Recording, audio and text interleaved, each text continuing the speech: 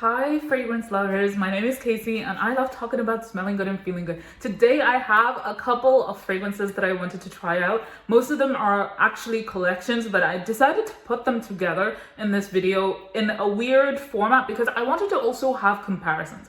All of these fragrances are very much first impressions. I have probably smirched here and there some of the fragrances, so I kind of am familiar with the DNA and they have been on my must buy list for quite a while, so I'm kind of educated on them, but we're not going to be talking about anything like extravagant like longevity and stuff in terms of my experience of them because they're samples and they just arrived, of course. So let's just dive in immediately. Let's start off and talk about Fierte. Fierte is a fragrance that I actually have been loving, mostly because of the bottle and because everybody's hyping it up and because everybody knows like the baby cat DNA is loved. Now I already have a baby cat fragrance in my collection, which is the Rifacat by Paris Corner, and that is a beautiful bottle. Now I do not wear that bottle a lot, but I do kind of like, I do have it and I have worn it. I only find it a little bit cloying and the incense note to be a little bit off-putting. So I did want to try out Fierte and see how I thought. Now, I always say this when I'm talking about the baby cat DNA. It's been a long time since I first smelled that fragrance. It's always out of stock. So I never have a chance to go and wear it like a full wear in store and stuff. So I just have to say that.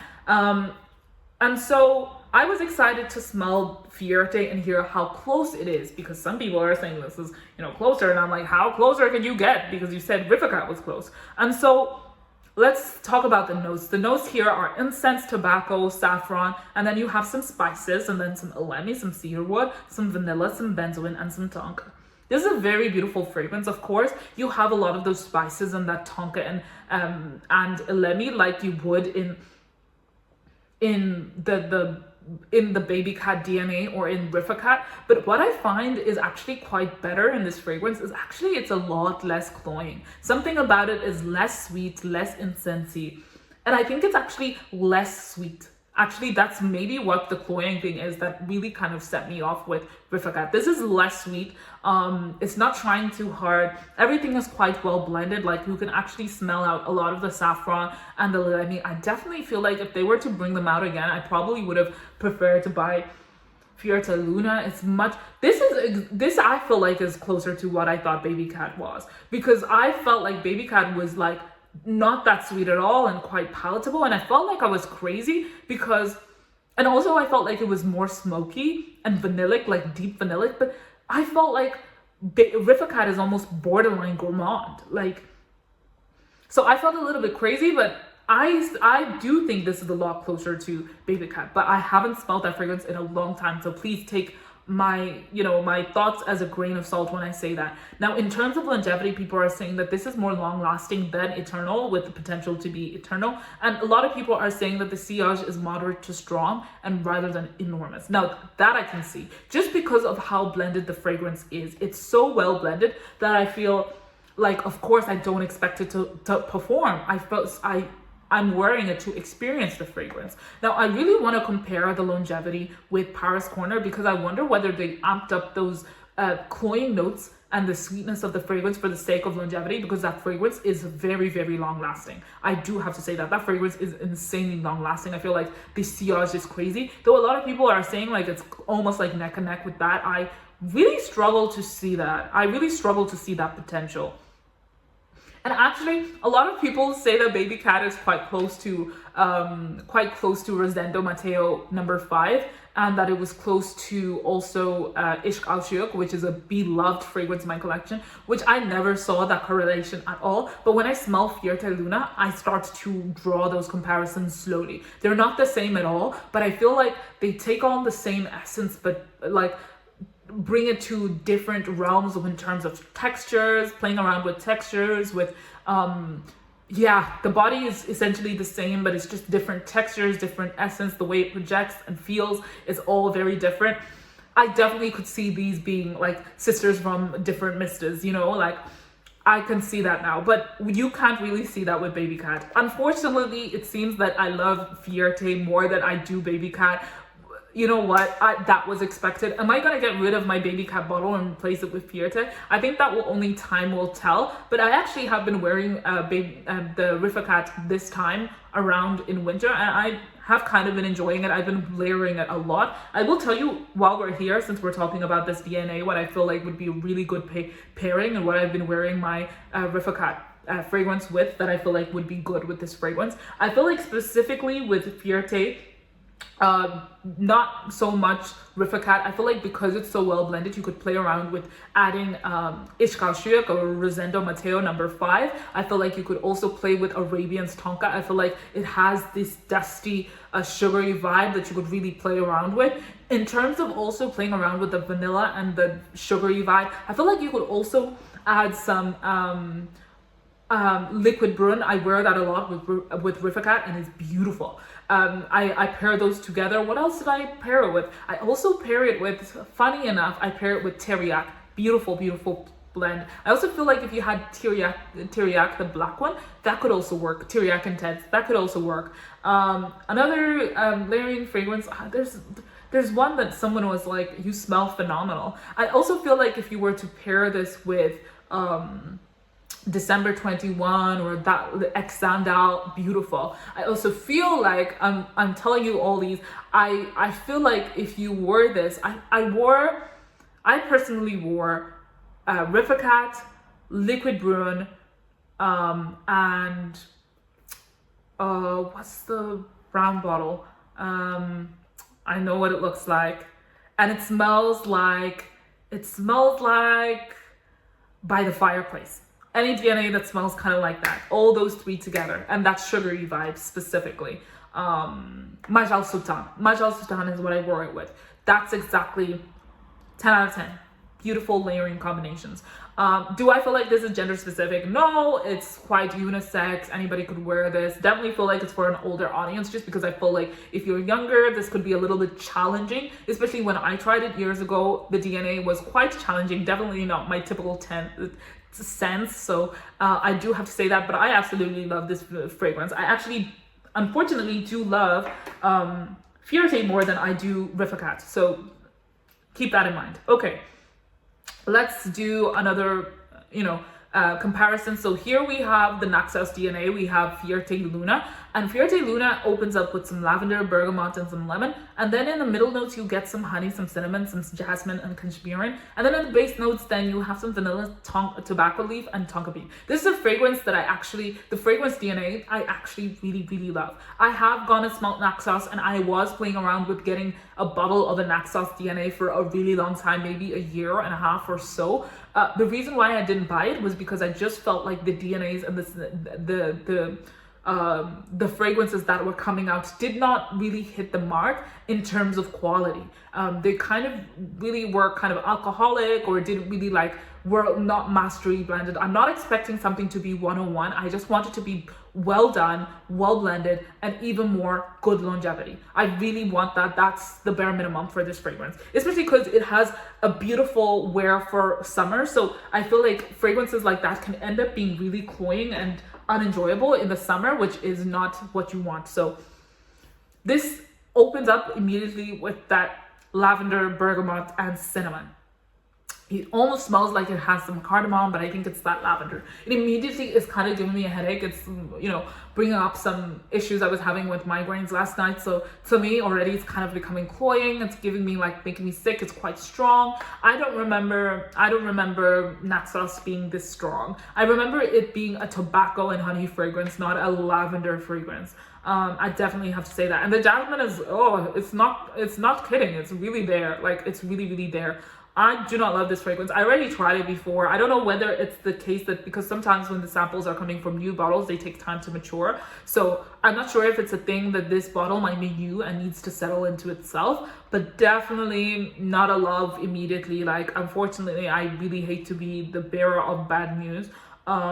It's also making me think, was I hallucinating thinking that Luna was a little bit sweet, with that honey, and that tobacco was a different kind of tobacco than the usual? But this definitely has some lavender notes. I need to go onto Naxos and see whether Naxos actually has any lavender notes, because I feel like I'm going crazy. Okay, so it seems like they copy and pasted the whole, fragrance notes on Fragrantica is where I'm looking. So, yikes.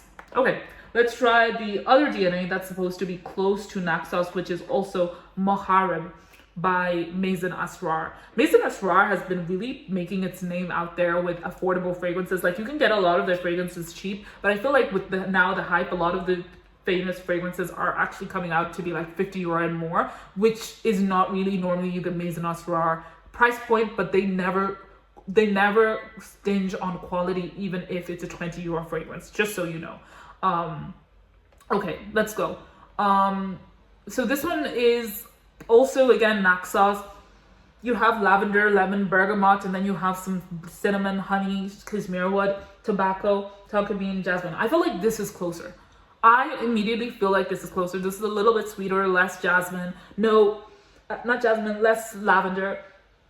A little bit more of that lemon, which you didn't really get here. I feel like this was like a jasmine, a more masculine leaning scent profile. And this one, which is Muharrab, is a lot more honeyed, a lot more lemony, like honeyed lemon with tobacco, like this fun tobacco that you can wear at any time. This to me immediately feels like this is exactly what Naxos smells like, not Fiorte Luna. Maybe it's the fact that they took them and made them their own, which is perfectly fine. It's just that I'm looking for specific DNA, and I have specific things I'm looking for in the DNA that I want, which is the fun, honeyed, sweet tobacco that's wearable in summer, and I feel like this is definitely it. But if you do love your jasmine notes, you love a little bit more. To me, jasmines kind of make me think of masculine leaning fragrances, and lavenders make me think of that, and also make me think of soapy things. Then you would definitely love this. But if you're looking for something a little bit sweeter in that same DNA, a little bit closer to Naxos in that sense, then you definitely would enjoy Muharrab as well. In terms of longevity, people are saying this goes to an eternal, which is exactly what I want. And it also goes to enormous sillage, which is exactly what I want. So it sounds to me as if Muharrab is a must-buy. It's being bumped up to the must-buy list. Now, I have to say that the bottles to me are a little bit ugly. Like, I don't love them, and I don't want to have them in my collection. But you know what? I would do anything for a good juice. This is well blended, well done. Definitely unisex, like mostly unisex. Whereas this one, I feel like is a little bit masculine leaning. But it's all about taste, not about gender. Okay, on to the next fragrance now. In the same line as this Al Arab Maison Asrar DNA collection, whatever. This is Faris Al Arab. Sorry. It opens up with some oriental notes, and then you have some cashmere wood, some cherry liquor, some vanilla, and then in the middle notes you have some sugarcane, some amber, some cedar, and then in the base notes you have some sandalwood, tonka bean, labdanum, and musk. Immediately, I know we all have been thinking, oh my god, this DNA, like, is it close to what we think it is? Clive Christian Blonde Empire. Now that is a fragrance I haven't tried, but already has been on my must-buy list. Like, I don't know, but everything about that fragrance I already knew I liked. Like, also, I don't think I've ever watched a review from anybody who talked about that fragrance and talked about how they hated it. Like, that's another thing. I felt like, to me, it gave a very Grand Soir vibe. And a lot of people also said that if you mixed Grand Soir and what is the other fragrance? Liquid Brune or Altair, that is definitely like a little bit closer to this. I don't know. We're about to find out. Okay, here goes nothing. This is beautiful. It definitely, I can smell that Grand Soir vibe. It's a lot darker. It definitely is unisex. You need to love your ambers though. I feel like it has a lot of strong oriental notes. Like, I really expected there to be like a cherry liqueur vibe. Like that liqueur vibe to be really strong. It's not really. It's almost like complementary and adding some little bit of nuance in the fragrance more than anything. And then when I wore this fragrance already. Like, it did get a little bit sweeter over time, which I really, really, really enjoy. And it hasn't been moved up. It also is very resinous. Even though it's amber, it's also very resinous, and it's coming from that labdanum. It gives it like this off twinge, which plays around with the amber, so it's never linear, and I really love it. I really love the DNA of this fragrance. So, you never thought I would say this, but here we are. Guess what I also got? Amber Empire. A lot of people have been looking to compare these two. I was looking for people to compare these two. A few people have already started, and I just wanted to smell them for myself, essentially, because I didn't know the DNA, and I still don't. but I wanted to know which was better. Immediately, I was gonna say that Amber Empire is the one that I wanted in my collection, mostly because the bottle looks nicer, and for some reason the blacks just seemed like it was about that business. So to me, Amber Empire is a lot sweeter. Did I drop it? Yeah. Amber Empire is a lot sweeter. It's less herbal to me. Let me put some more, sorry. It's also a little bit more vanillic and less Grand Soir-ish in the opening.